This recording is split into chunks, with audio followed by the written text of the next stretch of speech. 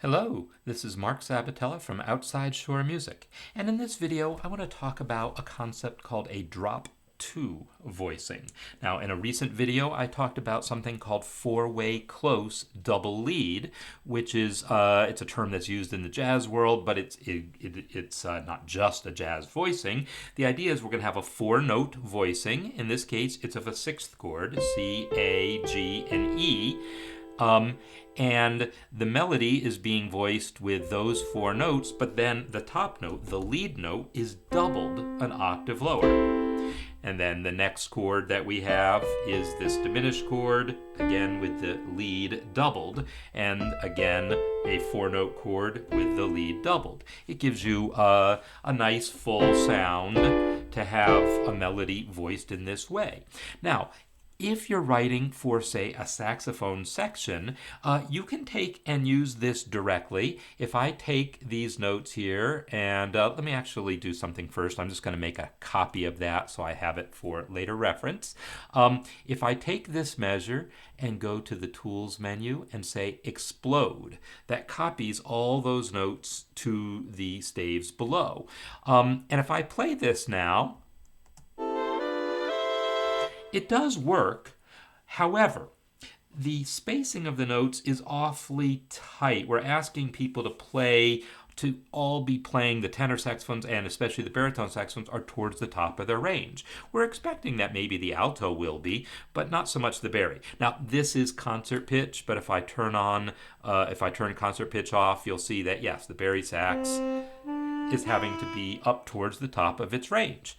Alto 1 is towards the top of the range, but we expect that to be the case. All right? So we would rather have a voicing that's spread out more when you're writing for five saxophones because they're not all of the same range, right? They have a stretched out range. The same will apply if arranging for an orchestral woodwind section or an orchestral string section between violins, violas, cellos, and perhaps double basses.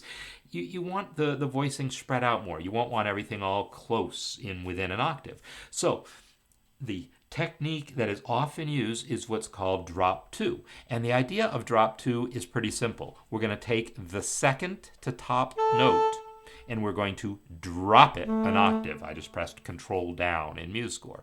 So second to top note, drop it down. Second to top note, drop it down. Now, it's the same voicing. If I go back to concert pitch, we can see this is still a C6 chord. This is still a B diminished chord. This is still the C6 chord. Right? It's still the same chord, but it's spread out a little more. And let's turn concert pitch back off, and let's take the thing and explode this. Now this measure is just spread out a little more nicely. I mean, it's a subtle difference, but it does sort of add up over time while you're arranging. You will find that this spread works really well a lot. Let's just kind of compare the difference here. So it's just a fuller sound because the notes are spread out more. Again, really common when arranging a jazz big band saxophone section, but also in orchestral writing for woodwind sections or for string sections. You'll find these kinds of open voicings where the notes are spread out a little more just generally work better. And this drop two idea of taking a close position voicing, taking that second to top note and dropping it down an octave is often a really effective way to get the sound that you want.